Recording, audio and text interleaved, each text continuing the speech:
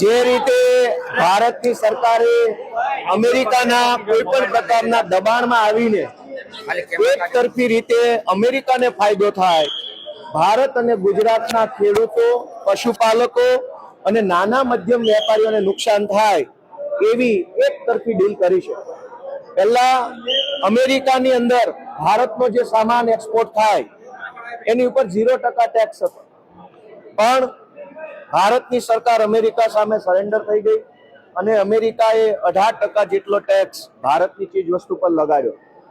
એના બદલામાં અમેરિકાથી કૃષિ, તેલીબિયા અને અન્ય ખેતીલક્ષી પ્રોડક્ટો ઉપર ભારત સરકારે 0 ટેક્સ લગાડ્યો। એના કારણે ભારત અને ગુજરાતના ખેડૂતોને ખૂબ મોટા પાયે નુકસાન જવાનું છે।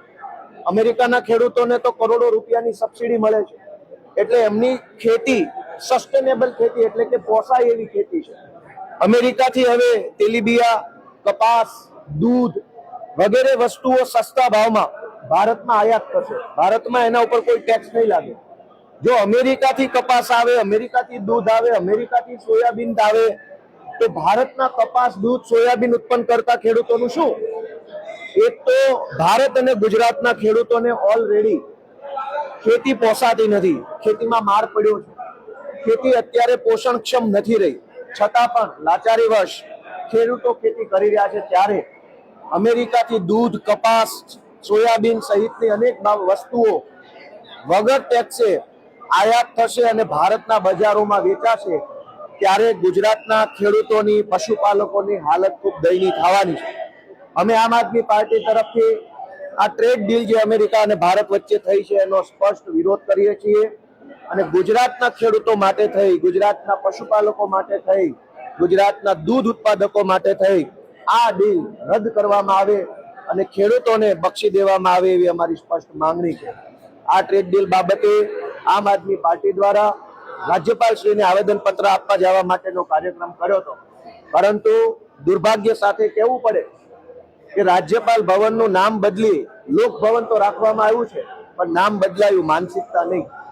અમે આમ આદમી પાર્ટી રાષ્ટ્રીય પાર્ટી તરીકે છેલ્લી 4 વખત અલગ અલગ મુદ્દાઓને લઈ રાજ્યપાલશ્રીને મળવાનો સમય માંગ્યો, પરંતુ 4 માંથી એક પણ વખત રાજ્યપાલશ્રી અમને મળવાનો સમય નથી આપ્યો। એ દુર્ભાગ્ય છે।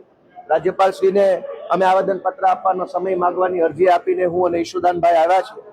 આજે અમારી સ્પષ્ટ વિનંતી છે ગુજરાતની સરકારના માધ્યમથી કે વિધાનસભાના ગૃહમાં પ્રસ્તાવ લાવવામાં આવે કે આ ટ્રેડ ડીલ રદ કરવામાં આવે અને ગુજરાતના ખેડૂતો, પશુપાલકો માટે થઈ અને ભારત સરકાર અમેરિકા સાથે જે કાંઈ પણ એક તરફી સંધિ કરી છે એને નાબૂદ કરવામાં આવે।